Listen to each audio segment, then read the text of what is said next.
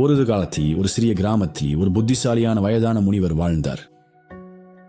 அவர் தனது ஞானத்திற்கும் நகைச்சுவை உணர்விற்கும் பரவலாக புகழ் பெற்றவர்.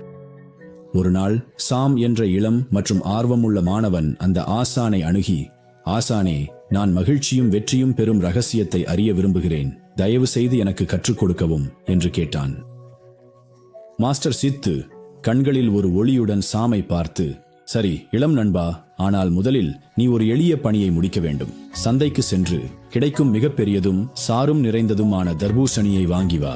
அதை உன் தலையில் வைத்து கிராமம் முழுவதும் அதை கீழே போடாமல் நடந்து வா என்று சொன்னார். சாம் குழப்பமாக இருந்தாலும் உறுதியுடன் இருந்தான். அவன் சந்தைக்கு சென்று ஒரு பெரிய தர்பூசணியை கண்டுபிடித்தான். அதை தலையில் சமநிலையுடன் வைத்து மிகுந்த கவனத்துடன் கிராமம் முழுவதும் நடந்தான். அவன் நடந்து செல்லும் போது மக்கள் சிரித்து அவனை உற்சாகப்படுத்தாமல் இருக்க முடியவில்லை. சிலர் கூட சேர்ந்து கைதட்டியும் வேடிக்கையான முகபாவனைகள் செய்து கொண்டும் இருந்தனர்.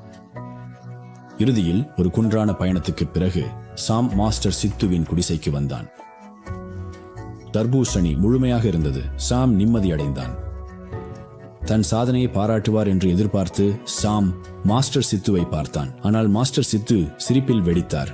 நன்றாக செய்தாய் இளம் நண்பா என்று அவர் கூறி மகிழ்ச்சியில் கண்களில் வந்த கண்ணீரை துடைத்தார்.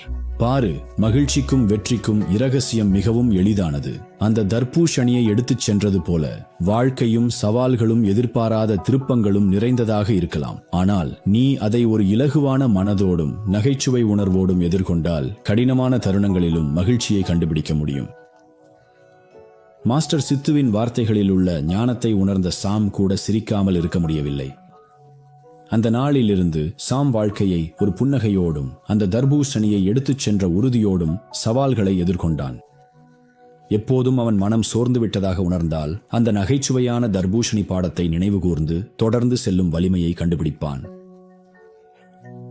பாருங்கள், உங்கள் வாழ்க்கையிலும் சவால்களை நகைச்சுவை உணர்வோடு ஏற்றுக்கொள்வீர்கள் என்றால் வாழ்க்கை ஒரு மகிழ்ச்சியான சிரிப்பும் வெற்றியும் நிறைந்த சாகசமாக மாறும்.